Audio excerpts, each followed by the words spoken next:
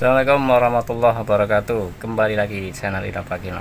Oke teman-teman semua yang sudah mengupgrade komputernya, laptopnya dari menggunakan harddisk kemudian diganti menggunakan SSD, jangan terlalu bangga, jangan terlalu senang dulu ya. Memang kecepatan SSD dibandingkan dengan harddisk jelas lebih unggul, tetapi ternyata SSD pun ada banyak kekurangan ya. Nah, salah satunya akan saya tunjukkan. Ini saya sudah menggunakan SSD ya, belum juga genap 2 tahun sudah mulai bermasalah, dimana ketika saya menghapus sebuah file, maka file itu begitu saya hapus dia akan kembali dengan sendirinya. Ini jadi di sini saya tunjukkan, ini saya menggunakan SSD, saya buat menjadi 2 partisi, yang satu untuk sistem, yang satunya untuk data. Saya buka yang data, ini datanya yang tersisa ruang kosongnya 10 GB. Ini akan saya hapus semua, delete. Nah, proses penghapusan berlangsung. Nanti setelah berhasil di delete, kemudian setelah beberapa saat dia akan kembali dengan sendirinya. Nah, ini saya temui setelah saya menggunakan kurang lebih 1,5 tahun ya. Baru 1,5 tahun sudah mengalami masalah. Dan ini recycle bin juga sudah saya hapus. Sekarang kita lihat. Nah, ini sudah kosong ya untuk D-nya. Memang pada saat awal kita hapus memang benar-benar hilang, tapi nanti setelah beberapa saat dia akan muncul dengan sendirinya. Dan bukan hanya itu, ketika kita akan menyimpan pun ya, ketika kita simpan data, memang datanya itu memang bisa disimpan, tapi ketika mungkin selang beberapa saat, atau yang pasti ketika komputer mati kemudian dinyalakan, data tersebut hilang. Ini artinya SSD hanya bisa dibaca tapi tidak bisa untuk menulis ya. Dia hanya bisa dibaca. Sepintas ketika kita nyalakan sepertinya tidak ada masalah, tetapi ketika kita akan menghapus, kita akan menyimpan data, maka tidak akan bisa. Jadi ketika sudah rusak, ini data akan permanen seperti itu ya.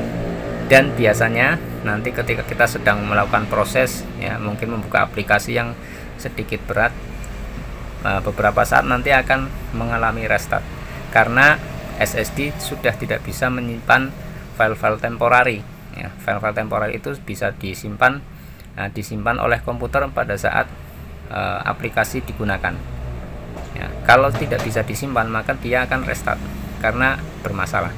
Nah, ini masih ya, karena saya tidak melakukan aktivitas apapun.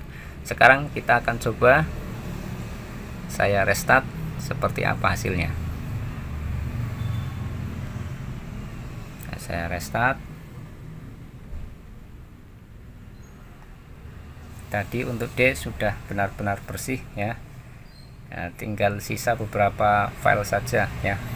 Besarnya tidak lebih dari 10 GB. Nanti akan kita lihat bagaimana hasilnya. Nah, ini jarang sekali dipahami, jarang sekali diketahui oleh para pengguna SSD. Mereka berpikir penggunaan SSD mungkin waktunya akan lama ya. Saya pun demikian ya. Kalau dilihat dari TPW nya sepertinya penggunaan 1,5 itu belum mencapai dari batas TPW nya, tapi ternyata sudah mengalami masalah. Dan ini kalau sudah seperti ini ya sudah, mau gimana lagi, ini tidak bisa diperbaiki, mau tidak mau harus dilempar dan ganti yang baru. Ya, menyedihkan memang. Jadi untuk teman-teman yang belum mengalami masalah demikian ya, bersiap-siaplah menabung dari sekarang untuk mengganti pada saatnya nanti ketika SSD-nya rusak seperti yang saya alami. Nah, ini sekarang kita lihat untuk filenya yang di D. Nah, kita lihat Oke, ternyata kembali lagi seperti semula ya. Kemudian di recycle bin juga kembali lagi ya. Jadi ini terjadi pada SSD, dimana menunjukkan bahwa SSD memorinya sudah rusak dan ini sangat sulit untuk diperbaiki ya. Diotak-atik pakai apa, kecuali kalau kita bisa ya, kita bongkar hardwarenya ya, kita bongkar kemudian kita perbaiki rangkaian yang ada pada di dalam SSD. Itu pun kalau memang bisa, tapi ada kemungkinan ya, kemungkinan berhasilnya sangat minim ya. Oke, mungkin ini saja sebagai informasi untuk teman-teman yang saat ini sudah menggunakan SSD. Semoga bermanfaat. Terima kasih. Wassalamualaikum warahmatullahi wabarakatuh.